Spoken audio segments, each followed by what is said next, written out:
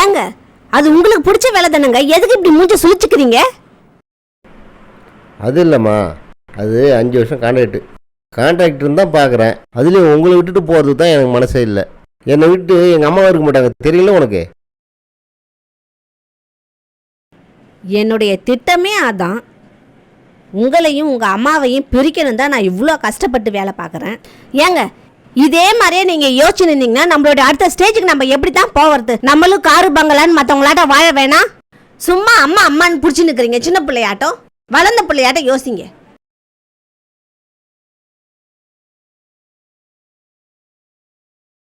சரிம்மா, இந்த விஷயத்த எங்கள் அம்மாட்ட கலந்து பேசிட்டு அப்புறம் பதில் சொல்கிறோம், சரியா?